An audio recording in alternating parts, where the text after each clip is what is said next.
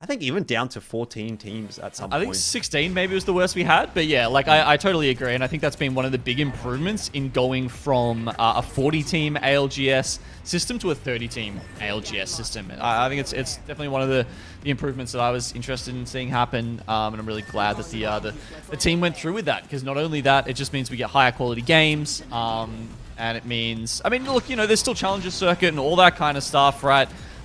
So those teams still have a place to prove their worth. They still have a place to play, you know, in high-level competitive play.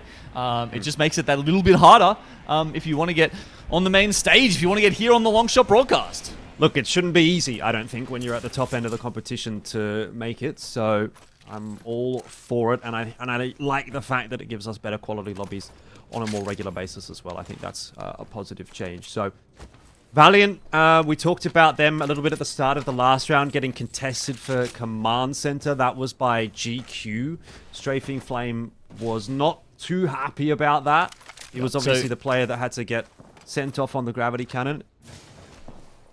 Yeah, I mean, he hasn't gone that far north this time, right? So it's like, where he was getting contested last time, it's probably even a little bit contentious whether that's actually part of Command Center, because it's a little sort of no-name place in the middle. But, you know, let's just go quickly down over here to Fish Farms, because we've already had a fight. So, Dugu Play, who were previously, I believe, landing in Gale Station, they've already been eliminated here by 2MK1 Pad.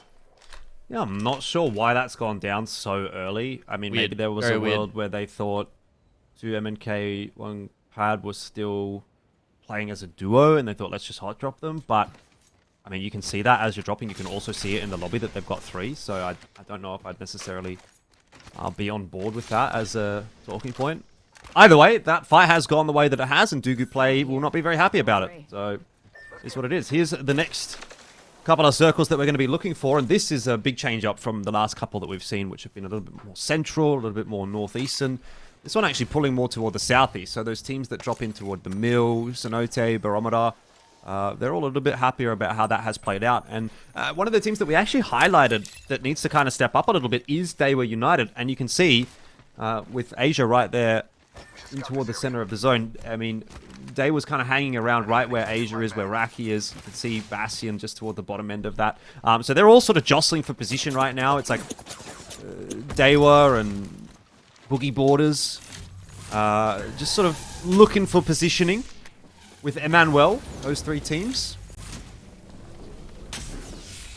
And CQB obviously landing in Barometer.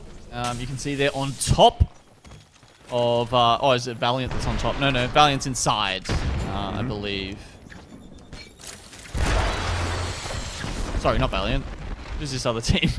Having trouble clicking onto them. RWD. Yeah, never too easy, but Stinky B are going to try to make their way in through the door. Good Arc Star damage coming out there. You have to think, and not surely going to come here from Hizzy. It did not land, and he's gone low. Has to duck back inside, so... Well, both teams now inside. One occupying top floor, one occupying bottom floor, and it is a fairly natural reset moment in the fight for both teams to be able to heal back on up. Don Son goes very low. Don Cat was knocked down by Shadi, so Stinky B down a player early on in the piece. So 3 Dons in this fight. We've got Don, Donson, and Don Cat. And Don Cat is the first to be removed here. Stinky B just trying to eke this one out. The Prowl, as you can see, no attachments at all. And it's not going to be enough for them. So RWD, they take the fight. But EXO, they're coming in hot. Yep. You can see this is the team that has Bangalore, of course. EXO running that pocket pick here. And RWD running away. Yeah, somehow they get out of there. They do lose a player, Don, and they've also received a knock on the way out there by Dexter, so it's really just going to be Donson that's going to try to carry on the rest of the torch for RWD. Northside Esports not really suffering or faring any better either. They've lost a player, Nuku, down on the floor. Rez coming through.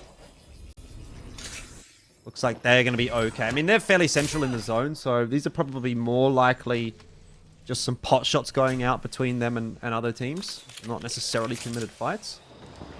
Yeah, I mean, these buildings, like, you definitely can push into them, right? Especially the one north side in, you can see there, it's a very narrow building, and you do have angles on it if the doors have been taken off, which they have.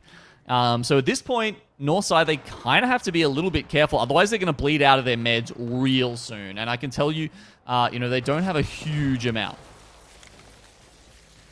It tends to be the case when you're one of the teams that moves first. And to sacrifice your ability to spend time looting. Moist Esports have set up under the bridge. We know this is a fairly solid position. You've got a lot of cover to play from, work with. So something that I think they'll be pretty happy to manage for now. Also fairly central inside of the zone. Just the northern side really of Barometer is the edge of the zone. So all these teams you can see up on your screen pretty much in the zone or just about in the zone. RWD did just get finished off in the meanwhile. And there you go. You can see the spot north side pick, it's just not good enough. It's just so hard to play from there. And as you can see, Emmanuel, one of our teams to watch for today, is going to straight up take them out and clear a little bit more space for themselves. I wouldn't be surprised if we see more teams, you know, try and take that little barrow though. And it's good to see from Emmanuel. They haven't had the greatest of days so far, so they need to be getting some points on the board right here. This bridge is becoming very important once you get a barometer zone. They do provide a lot of cover, especially if you're seeing Watson teams in the lobby. You know, you can set up under them quite well, and there's a lot of places to just nestle those pylons into. Yep, Golden Sage locking themselves in.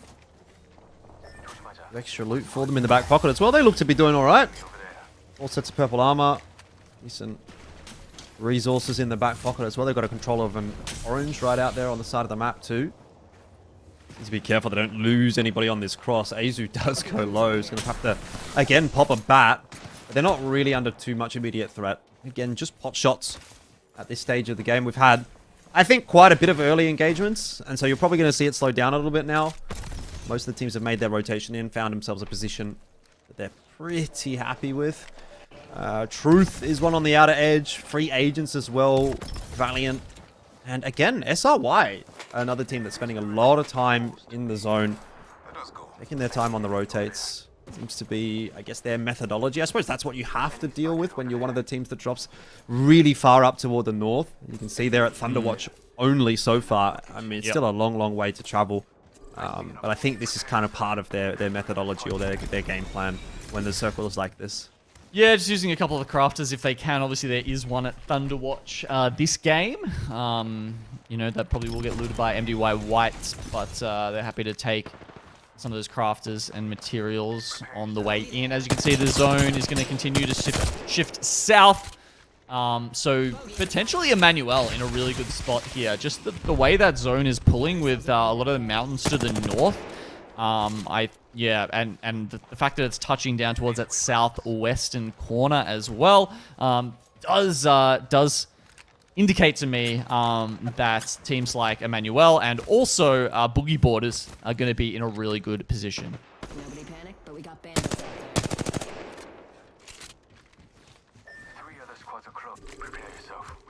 Couple of little pot shots again coming through from Golden Sage. Exo might be in a spot of bother in a sec here. We've got 2 mouse and keyboard, 1 pad. We're going to need to think of a better name than that. T-Mop. I think I'm going to go with T-Mop on their way in.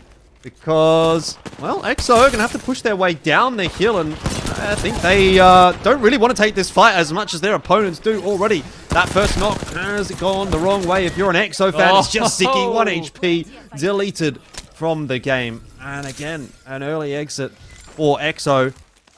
T-Mop are going to have plenty of time as well to work with here. There's no one on this side of the map, so should be an easy reset for them. Some lovely aerial acrobatics there from Goose Senpai, managing to get above them with the gravity lift. Horizon. I don't think we saw that in the first game. Oh, actually, maybe that's the one player that was missing from T-Mop in that first game, because when we got the initial stats coming through for us for the legend picks here, I don't think we had any Horizon in the lobby, despite how prevalent she's been, you know, probably more so in the ladder than competitive, but definitely at times in competitive has been quite feared. Because if you get a player who's really good with her ultimate, with that black hole, right, it's just so hard to get away from, and you can just wipe an unsuspecting squad so easily with a couple of arc stars. Yeah, definitely is a bit of a pocket pick here and there. Certainly something that's viable, but I'm not sure you're going to see a lot of teams picking it up. Here and there, though, definitely for the comfort players.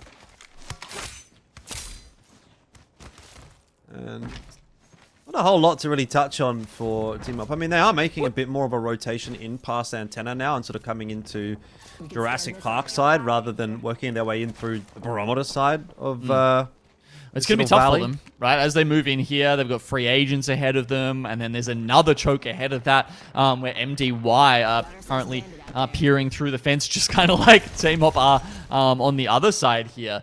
And they will have to make their way through there eventually, unless, of course, they just decide to Valk ult over. Getting a little preview there of one of our drops, a Rampage. Of course, quick reminder for anyone who's tuning in later, we are playing on the ALGS client. We are Season 14, so the Rampage changes haven't come through yet, right? Like, it's not coming out of the care package charged up immediately.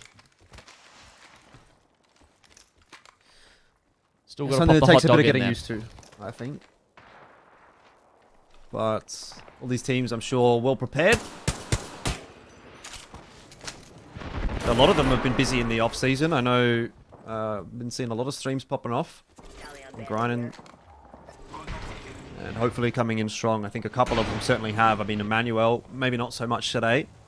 Valiant, definitely the team to beat at the moment. An eye on Truth. They had a pretty decent game 1. Didn't really replicate that in game 2.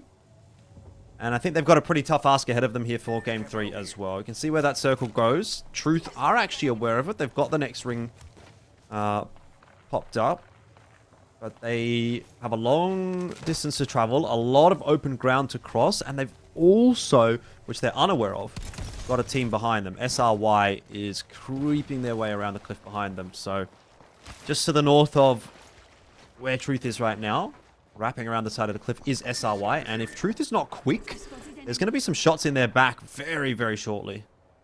Yeah, they've got a minute or two before the next ring will close to sort of make that rotation. Meanwhile, Valiant having a rough time of it.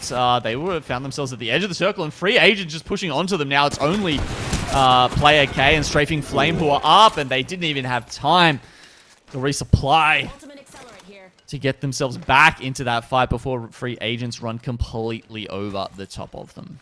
Yeah, that is a pretty much picture-perfect third party from free agents. That's exactly how you want to be doing it. Someone's getting picked up off the floor. You're basically playing a 3-on-1 at that point. And they make it look easy. They get themselves a couple of extra kill points as well. And they're on their merry way. Now, there's not too much actually going on this side of the circle. They will have to go past MDY or GQ on their way in, unless they try to skyward dive their way forward. And this is where they'd want to be going. It's pretty much dead center of the next zone. SRY, you can see there, just on the outskirts of the building that Boogie Boarders are holding, have just used their skyward dive to rotate into center. So, a lot of teams investing that ultimate to make their rotation. And that's, I guess, why you still see Valkyrie being pretty much the 100% pick rate. Still so important in so many of the aspects that these players play the game, even with the nerfs to the missile swarm. It's not quite as much of a menace as it used to be, but yeah, it's really all about that the rotational tool in the skyward dive, isn't it? So most esports, as you can see, there's the nice little cocoon, the pylon that I was talking about. If you're holding one of those bridges and then being able to hold it off even further with the castle wall and the fences. It's a very potent combination there for this composition pioneered by 100 Thieves at Rally.